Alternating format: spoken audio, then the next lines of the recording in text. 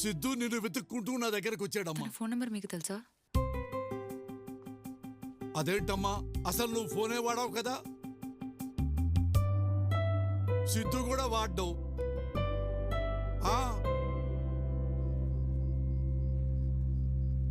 మరి ఇదంతా నాకెందుకు చెప్పలేదు? తనే చెప్పొద్దన్నాడు. నీకోసం హాస్పిటల్ కూడా వచ్చాడు, కానీ నేను చూడకుండానే వెళ్ళిపోయాడు. నేను సిద్ధుని కలవాలి. తను ఇప్పుడు ఎక్కడుంటున్నాడో తెలీదు. నేను మీ దగ్గర ఉన్నానని సిద్ధుకి ఎలా తెలుసు? మేబీ హాస్పిటల్లో ఆ కండక్టర్ చూసి చెప్పాడు అనుకుంటా. I don't know the exact details అండి. మిమ్మల్ని కలవడానికి ఒక అబ్బాయి వచ్చాడు కదా, సిద్ధు అని. సిద్ధు ఇప్పుడు ఎక్కడున్నాడనేది మీకు తెలుసా? సిద్ధు కాదు కానీ అమ్మా, సిద్ధు ఫ్రెండ్ భాగ్య అని గన్ ఫౌండరీ దగ్గర ఉంటుందమ్మా. మనం అక్కడికి వెళ్ళి చూద్దామమ్మా, పదమ్మా. అమ్మా భాగి. బాబాయ్ మీరేంది ఇట్లా? ఒకసారి ఇలా రా అమ్మా. 1 సెకండ్. రింగి చెల్లిపోతుంది. బాబాయ్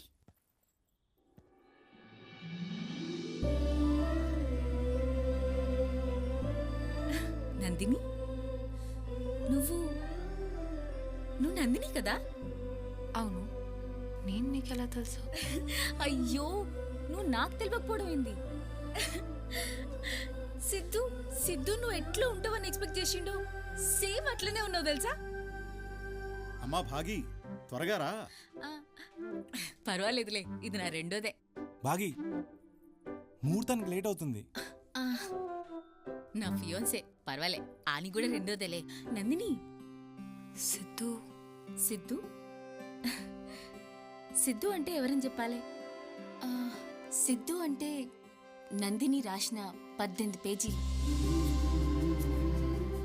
నువ్వు హైదరాబాద్లో చలిగా ఉందని రాస్తే వాడు మే నెలలో 42 degrees టెంపరేచర్లో స్వెట్టర్ వేసుకొని వచ్చిండు.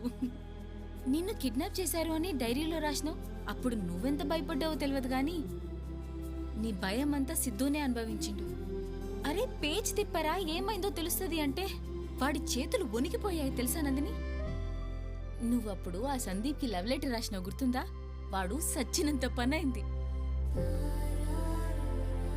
అప్పుడు అర్థమైంది నందిని, ఒక మనిషి ఇంకొక మనిషిని ఇంతలా ప్రేమించగలడా? నన్ను అడిగితే నువ్వు బ్రతుకున్నావన్న వాడి నమ్మకమే నిన్ను బ్రతికించింది నందిని. ఎన్ని చేసి హాస్పిటల్ దాకా వచ్చి నన్నెందుకు కలవలేదు? నేను నీకోసం చాలా చేశాను. నన్ను లవ్ చేయమని అడగాల? అసలు సిద్ధు అనేవాడు ఎగ్జిస్ట్ అవుతాడన్న విషయం కూడా తనకు తెలియదురా. నీకు విషయం తెలుసా? ప్రేమించడానికి రీజన్ ఉండకూడదు. ఎందుకు ప్రేమించావా అంటే ఆన్సర్ ఉండకూడదు.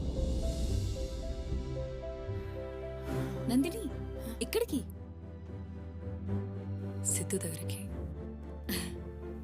ఈరోజు నాకింత ఆస్పిషియస్ డే, కానీ వాడిడ లేడు. నందిని కోసం ఏదో చేయాల్సింది మిగిలిపోయిందని వెళ్ళిపోయిండు. వాడెక్కడ పోయిండో ఎవ్వరికి తెలీదు. నాకు తెలుసు. అమ్మ నాన్న సంవత్సరికం దగ్గరికి వస్తుంది. వెంకట్రావు గారికి కవర్ ఇచ్చిన వెంటనే ఎలాగైనా కాశీకి వెళ్ళాలి. ఇంకా ఇదే మిగిలింది సిద్ధు చేయడానికి. సిద్ధు ఎవరని వెతుకుతూ వచ్చిన నాకు సిద్ధు అంటే నందిని జ్ఞాపకాలు, నందిని ఆలోచనలు, నందిని అనుభూతులన్నీ అర్థమైంది.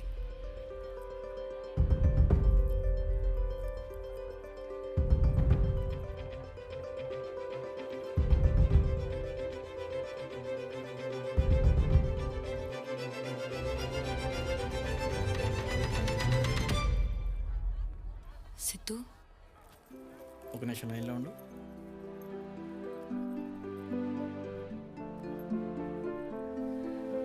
సారీ.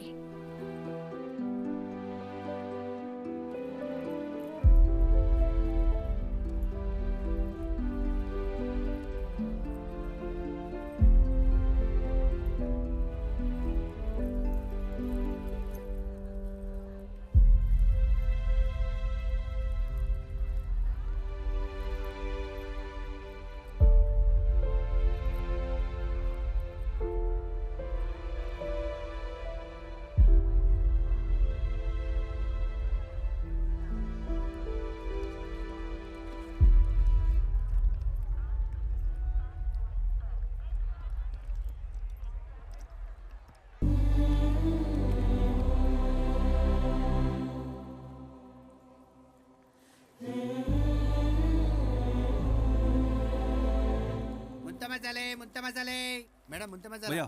సార్ ఒక మసాలా. ఓకే సార్ అలా కాదు, ఆ? నిమ్మరసం 2 చుక్కలు.